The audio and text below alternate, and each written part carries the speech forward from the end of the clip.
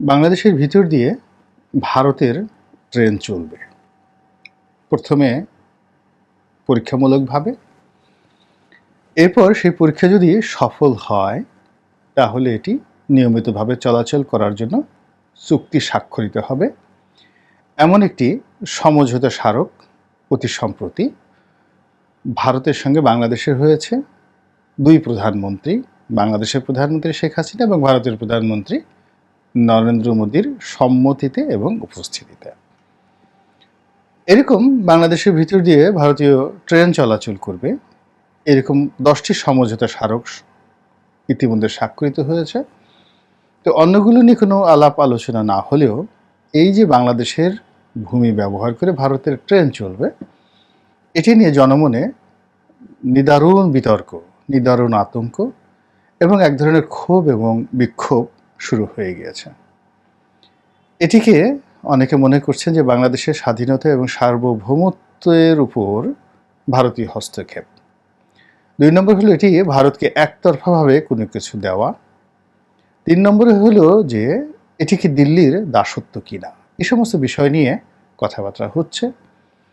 তারপর বলা হচ্ছে যে বাংলাদেশের ভূমি দিয়ে ট্রেন, অর্থাৎ আমাদের রেল লাইন, আমাদের রাস্তা, আমাদের সিগন্যাল সব কিছু ব্যবহার করে, ধরুন বেনাপোল থেকে একটা ট্রেন চালু হলো, সেটি আখাউড়া হয়ে চলে গেল ত্রিপুরাতে। আবার ধরুন একটা ট্রেন বেনাপোল থেকে চালু হয়ে সেটি উত্তরবঙ্গের সেই দিনাজপুর পার্বতীপুর হয়ে ভারতের সীমান্তে চলে গেল। এরপর চট্টগ্রাম থেকে আরও 2-4টি এরকম এলাকাতে ভারতের যে সীমান্ত রাজ্য রয়েছে, যদিও পাহাড়ি এলাকা, চলে গেল, এরকম রেল যোগাযোগ চলে গেল। তো সেটি কেমন হবে? অর্থাৎ সেটি কি এমন রেল যোগাযোগ হবে যে রেল যোগাযোগে আমাদের যে বাংলাদেশের ট্রেনগুলো চলছে সেই ট্রেনের মতো করে ওই ভারতীয় ট্রেনগুলোতে বাংলাদেশের লোকজন চড়তে পারবে না? একদম চলতে পারবে না।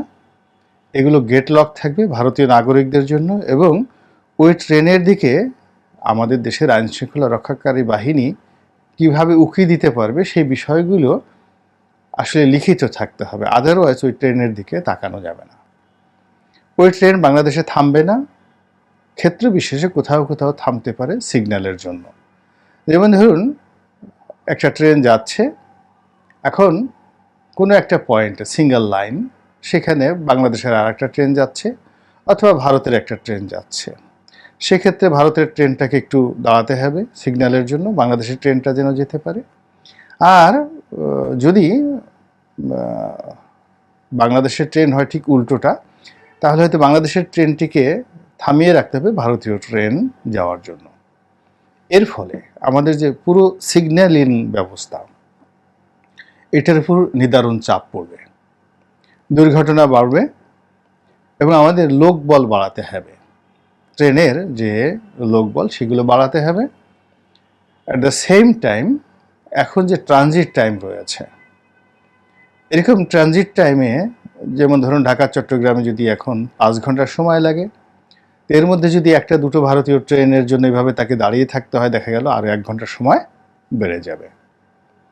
তার সঙ্গে সঙ্গে এই যে রেলপথ এগুলো মেনটেন করা, যেমন ট্রেন যত চলবে তত বেশি পাথর দিতে হবে, তত বেশি স্লিপার দিতে হবে, রেল লাইন ক্ষয়ে যাবে, এগুলো নিয়মিত তদারক করার জন্য অতিরিক্ত অর্থ বরাদ্দ হবে, এবং সেই বরাদ্দকৃত অর্থ যে পরিমাণ, এটি একটা টেকনিক্যাল কমিটি যদি আলটিমেটলি এখন যে স্ট্রাকচার রয়েছে কেবলমাত্র বাংলাদেশ রেলওয়ের জন্য, এখানে ভারতের কয় জোড়া ট্রেন চলবে এবং তার চলার ফলে আমাদের কত লোক লাগবে, কত খরচ হবে এবং কত বিনিয়োগ হবে, এবং সেই টাকা আমরা ভারত থেকে কিভাবে পাবো, এসব নিয়ে কিন্তু কোনো আলাপ আলোচনা নেই। এবং এতে করে আমাদের লাভ কি হবে, আমাদের যে লাভের অংশটি, এটি আমরা একেবারে কোনো কিছু জানি না। শুধুমাত্র আমরা জানি যে ভারতের ট্রেন বাংলাদেশের ভিতর দিয়ে যাবে। এটি নিয়ে নিদারুণ একেবারে তর্ক বিতর্ক শুরু হচ্ছে। অনেক ইউটিউবার থেকে শুরু করে অনেক যারা ইনফ্লুয়েন্সার বলা হয়, সোশ্যাল মিডিয়া ইনফ্লুয়েন্সার বলা হয়, তারা ইতিমধ্যে আওয়াজ তুলেছেন যে বাংলাদেশের মধ্যে থেকে যে ভারতের ট্রানজিট, মধ্য দিয়ে ভারতের যে ট্রানজিট, এটি হবে না, ট্রেন চলতে দেওয়া হবে না। যদিও আমাদের এখন বিমানের ট্রানজিট আছে, যদিও আমাদের নৌ ট্রানজিট আছে, অর্থাৎ ভারতীয় যে কোনো নৌযান বাংলাদেশের ভিতর দিয়ে চলে যেতে পারে এবং যাচ্ছে, যাত্রীবাহী বলেন কিংবা পণ্যবাহী বলেন। তারপর বাংলাদেশের বিভিন্ন স্টেশনগুলো ভারতীয় সেই ট্রানজিট স্টেশন হিসেবে ব্যবহার করা হচ্ছে এবং এক্সক্লুসিভভাবে কিছু বন্দর ব্যবহার করার জন্য সমঝোতা স্মারক স্বাক্ষর হয়েছে বা হবে এরকম। বিকজ এই জিনিসগুলো এতটাই গোপনীয়ভাবে হয় বা এতটা স্পর্শকাতরভাবে এই বিষয়গুলোকে রাখা হয় যে সাধারণ আমজনতা এই বিষয়গুলো নিয়ে আলোচনা করতে পারে না। তো যাই হোক, এইবার এই যে ভারতের ভিতর দিয়ে যে বাংলাদেশের ট্রেন যাবে কোনো দিন, এইরকম কোনো লক্ষণ আমাদের মধ্যে নেই, অথচ আমাদের দেশের ভিতর দিয়ে ভারতীয় ট্রেন যাবে এটি মোটামুটি পাকাপোক্ত হয়ে গিয়েছে। তো এই যে ভারতীয় লক্ষ লক্ষ মানুষ বাংলাদেশের ভিতর দিয়ে যাবে, পাসপোর্টের কী হবে, ভিসার কী হবে, আমরা কোনো শুল্ক পাবো কিনা, ট্যাক্স পাবো কিনা, ট্রানজিট ফি পাবো কিনা, এই সমস্ত নিয়ে কোনো আলাপ আলোচনা নাই। অথবা এই যে আমরা এই জিনিসটি দিলাম বিনিময়ে, আসলে তো ভারতের উচিত বাংলাদেশের যারা লোকজন আছে সমস্ত সীমান্তের কাঁটা তারের বেড়া উঠিয়ে দেওয়া এবং বাংলাদেশের সঙ্গে ভারতের যে পাসপোর্ট বিনিময়, সেখানে বাংলাদেশের পাসপোর্টে বা ভারতের পাসপোর্টে বলা উচিত নো ভিসা রিকোয়ার্ড, ভিসাবিহীন। কিন্তু কি হচ্ছে, দাদারা আমাদের এখানে আসার ক্ষেত্রে যতটা সুযোগ পান, আমরা তার চেয়ে অনেক অনেক বেশি প্রতিবন্ধকতার মুখোমুখি হই। আমাদের দেশের পর্যটক না গেলে কলকাতা চলে না, আমাদের দেশের রুগী না গেলে কলকাতা থেকে শুরু করে সমস্ত ভারতবর্ষের বড় বড় হাসপাতালগুলো বন্ধ হয়ে যায়। এই জন্য যারা রুগী হিসাবে বাংলাদেশ থেকে যেতে চান তাদের জন্য ভিসাটা কিছুটা সহজতর করা হয়েছে। এর বাইরে অলিখিত একটা ভিসা নিষেধাজ্ঞা রয়েছে। বিএনপির খুব কম লোক ভারতে ভিসা পান এবং অনেক লোককে অলিখিতভাবে তারা নিষেধাজ্ঞা দিয়ে এমনভাবে করে রেখেছে তারা জীবনে ভারতে যেতে পারবেন না। তো কাজেই এই সকল প্রতিবন্ধকতা যেখানে চলছে এবং যাদেরকে ভিসা নিষেধাজ্ঞার আওতায় আনা হয়েছে, ভারত করেছে, তো এরা সবাই খুব ইনফ্লুয়েন্সিয়াল ব্যক্তি ভারত বিরোধী রাজনীতিতে। ফলে এই যে বাংলাদেশের মধ্য দিয়ে ভারতের ট্রেন যাবে, এটা যত সহজে আওয়ামী লীগ মনে করছে করা যাবে, এই বিষয়টি আসলে অত সহজ হবে না। কেন হবে না? প্রথমত হলো যে এরকম একটি যে প্রকল্প পরীক্ষামূলকভাবে তারা চালু করতে চাচ্ছে, ঠিক একই প্রকল্প কিন্তু ফারাক্কা বাঁধ মানে দিয়েও তারা যে করেছিল বঙ্গবন্ধু জামানাতে, এই বাঁধটি তারা পরীক্ষামূলকভাবে চালু করেছিল, যেটা পাকিস্তান জামানাতে তারা সাহসই পায়নি।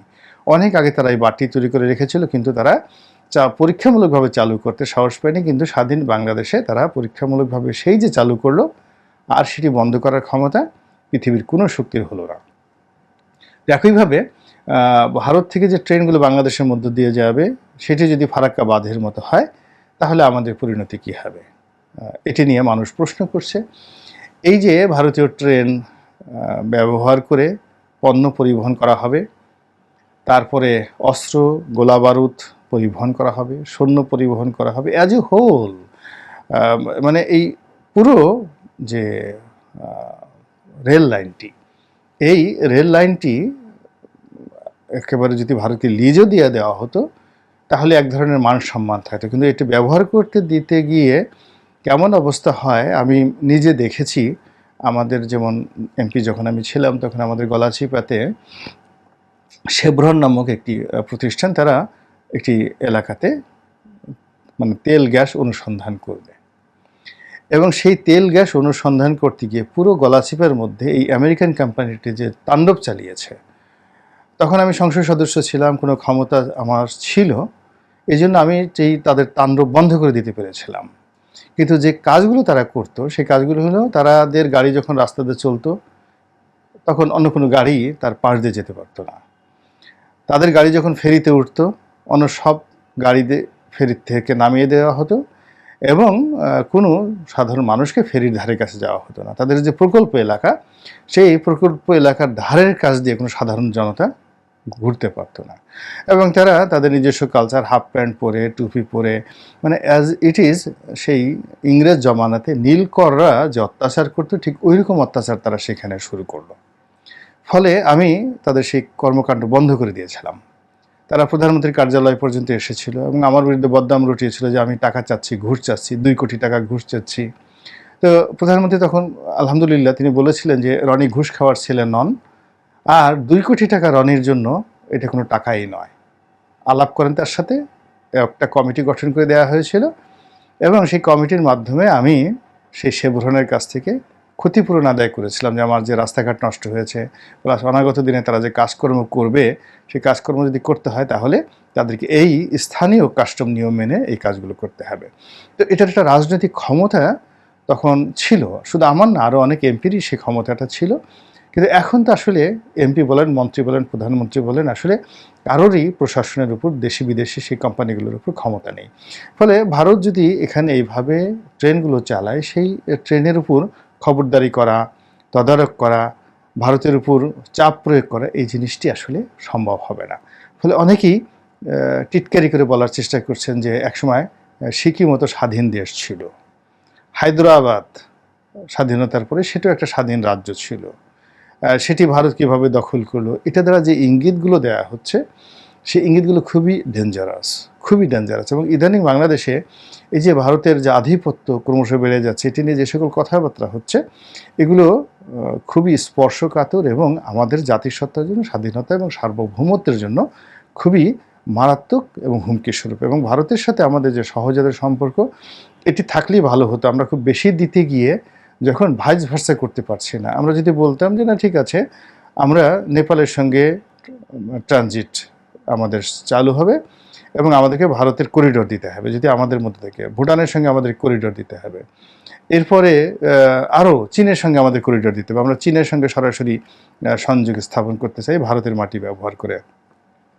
যদি এইরকম বহুপাক্ষিক একটি সমঝোতা করা যেত এবং তার বিনিময়ে যদি চীনের ট্রেন ভারতের মধ্যে হয়ে বাংলাদেশে আসতো, বাংলাদেশের ট্রেন ভারতের মধ্যে দিয়ে চীনে যেত, ভারতের ট্রেন বাংলাদেশের মধ্য দিয়ে ভারতের অন্য রাজ্যে যেত, কেউ কোনো একটু শব্দ করতো না। কিন্তু আমরা শুধু দিয়েই যাচ্ছি, দিয়েই যাচ্ছি, দিয়ে যাচ্ছি, এটা আলটিমেটলি টিকানো যাবে না। টিকানো যাবে না এই অর্থে যে ইতিহাস এইভাবে কখনই কোনো কিছু টিকেনি।